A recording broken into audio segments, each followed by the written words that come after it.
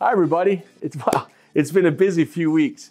On top of all the exciting work that's going on here at the home office, Greg, Cynthia and I visited, England, Hungary, France, Japan, and after Japan, I shot off for a couple days in Hong Kong. So as you can tell, it's been a really busy couple of weeks, but it's been brilliant to get back onto the road and spend time with our FBOs, with you guys. You are always so welcoming, and we are grateful for your hospitality. Everywhere you go, you open your lives to us, and it's just wonderful to be there, I can promise you. There are many things I'd love to tell you about all that's going on in the forever world right now, and especially on my last trip, there's so many things I could tell you, but here's a quick summary. Let me think this through. We danced on the beach in the south of France. We surprised over 200 of Mickey Burkich's guests at his opportunity meeting. We just arrived, didn't tell anyone we were there in Budapest, went into the meeting. You should have seen it. It was an amazing response. We loved every second of it. Then we watched the sunset on the Danube River, and even we cried together on stage with thousands in Osaka, Japan, as we recognized their amazing achievements, including 2 new Diamond Centurions, if you can believe that. And we also celebrated the life of a dear friend in a beautiful village in Wales. So as you can see, it's been a busy few days for us. Doing what we do is a privilege, and it is an honor, and it's something we don't take for granted. What I love most about our business, though, is the relationships we make. By nature of what we do and who we are as a company, there is a great depth in our connections. And with such connections between colleagues and friends around the world, we open ourselves also up to the opportunity or the chance to experience equally great loss. This month, we had to say goodbye to 2 great men, longtime FBO and GLT member John Curtis and the former country manager of India, Amarjit Ubi.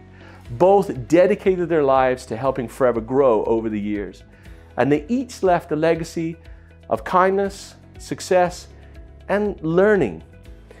As is often the case when people around you pass on, you stop for a minute and reflect and maybe take a moment of introspection. I did the same thing here, and John was the first person to teach me about our business and industry, and I loved spending time with him.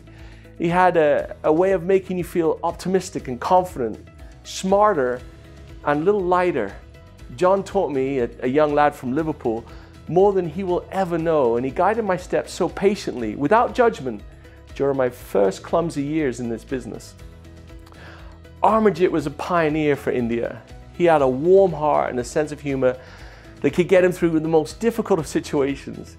He was always welcoming, kind, patient, and calm. And he never got rattled and always had time for everybody. See, both of these men were successful and set an example worth following.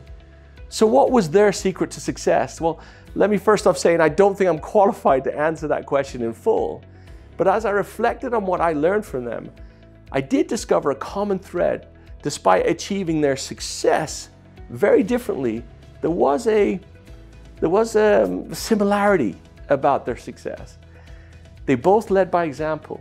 They both taught us to care more than others think is wise, dream more than others think is practical, and expect more than others think is possible. They also taught me how to believe in the unbelievable. And how did they do that? They did it by the way they lived and the way they loved.